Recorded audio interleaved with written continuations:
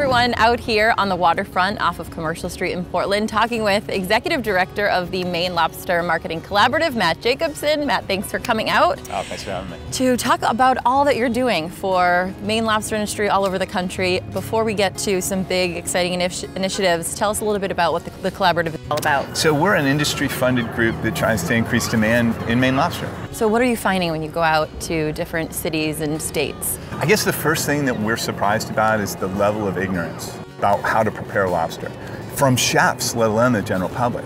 You get outside of Maine and they don't know how to cook it. You can't buy it in a supermarket because they don't have tanks.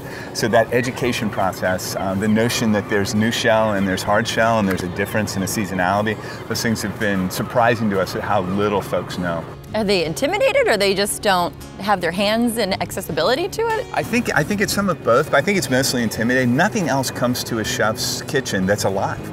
And so for them, it's a very different experience. They love the story. We found that the story is really exactly what they're looking for. They want a seasonality story, they want a sustainability story, they want to know about who caught my food and where did they catch it and is it a nice place. And then they want to know the culinary versatility. What can I do with a lobster? And so we can answer all those questions, and it's exactly the questions they want answers to. They just don't realize lobster's the answer.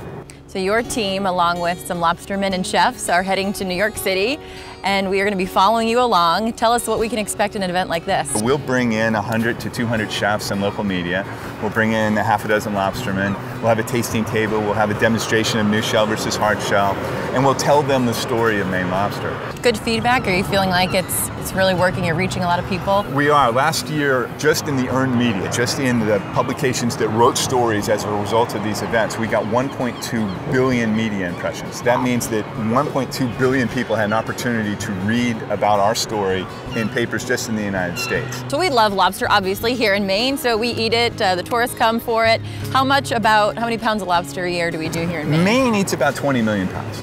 Wow, okay, and so what's the overall industries? So last year we caught 131 million pounds. So if we eat 20 of it, we gotta find a home for 110 million pounds around the world. So it's a big effort. So another initiative to try to push and promote that is National Lobster Day. Did you have your hand in that? We did a little bit. We asked Senator King and Senator Collins if they would pass a resolution in the U.S. Senate naming September 25th as National Lobster Day, and they've done it now 3 years in a row.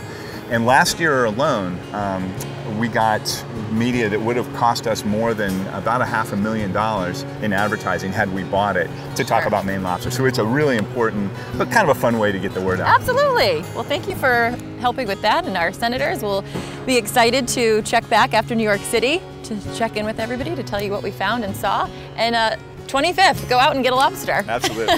Thanks, Matt. Thanks, man.